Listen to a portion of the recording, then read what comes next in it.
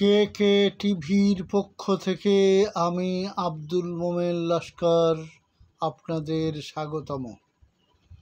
আজকের শীর্ষক আলোচনা উদরাময় ও আমাশয় রোগে হোমিওপ্যাথি ঔষধ অ্যাপিসমেনের আলোচনা। গ্রীষ্মকালে গরমকালে এইরূপ উদরাময় ও আমাশয় দেখা দেয়। কোনো না কোনো রোগের সাথে দেখা যায়।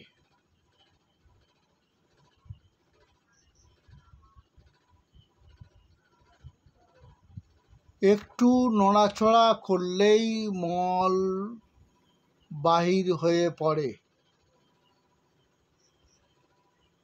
মলদ্বার যেন খোলা থাকে। চুয়াইয়া চুয়াইয়া মল নির্গত হয়ে যায়, রোগী আদৌ বুঝতে পারে না। মাথাটা গরম থাকে।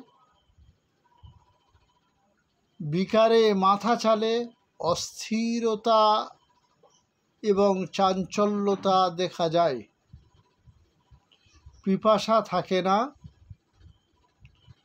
তলপেটে ব্যথা থাকে। তলপেট চাপলে ব্যথা বোধ করে।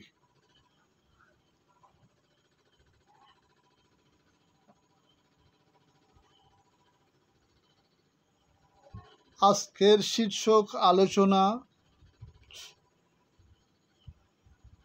এই পর্যন্ত। ভালো থাকুন, সুস্থ থাকুন।